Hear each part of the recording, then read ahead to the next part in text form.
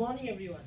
First of all, thank you, Bernadette, for shining light on how important quality sleep is for each and every one of us. Let me summarize everything which Bernadette said. First of all, she began with statistics from Sing Health and NUH, which stated that Singaporeans are suffering with the problem of lack of quality sleep.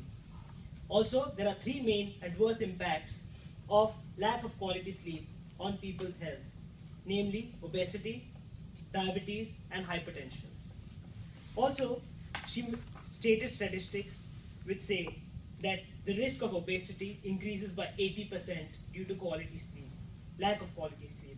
Also, the risk of diabetes increases by 30%, and the risk of hypertension increases by 24% because of the lack of quality sleep.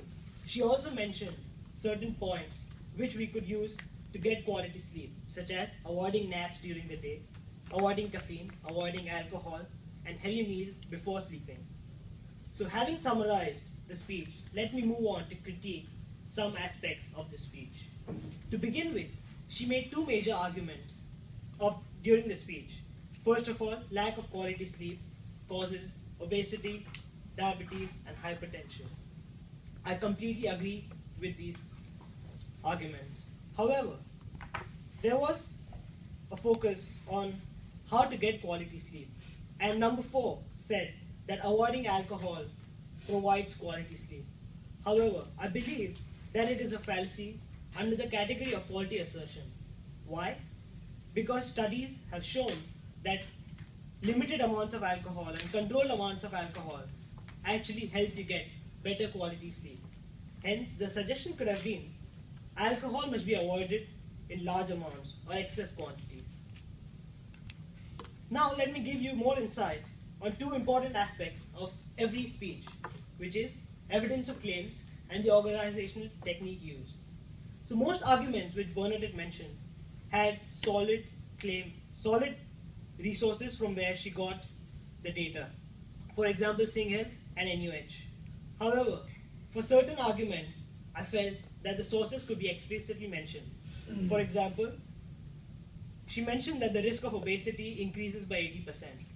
Which statistic and who proved that this is true could have been more convincing rather than just stating that it increases by 80%.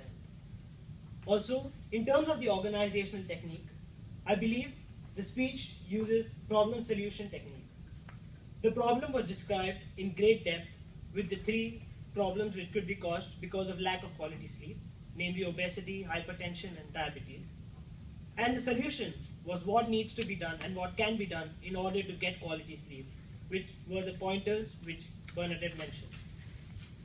However, in my personal opinion, I believe that MMS, Monroe's motivated sequence, would have been a more ideal technique for this kind of a speech because it would have given a better visualization and action plan to the audience as compared to what is just mentioned right now. Having said that, let me move on to evaluate other aspects of the speech, such as the need, the plan, and call for action. The need was clearly mentioned at the very beginning, and it talked about the problems caused due to lack of quality sleep. And I believe that what could have made the need more convincing and appealing is by telling the pros of quality sleep, which could be there for each and every person who gets quality sleep. In terms of the plan practicality, I believe the plan proposed was very practical. For example, when she mentioned that you need to have a sleep-inducing environment in your bedroom, she also backed up by saying that you can have sleep-inducing environment in the bedroom by choosing the right bedding, by closing the curtains, and by controlling the temperature in your bedroom, which was, in my opinion, a very good point. The call to action was very realistic as it summarized everything in one sentence. Start to prioritize your sleep and do not overwork your body. I believe this was also supported by claims by saying that all of this happens over time and it is collaborative, because of which you might not recognize something which is going on right now, but over a period of time, it might affect you. In terms of the delivery of Bernadette, I believe she maintained great eye contact with the audience. Her slides were very complimentary to her speech.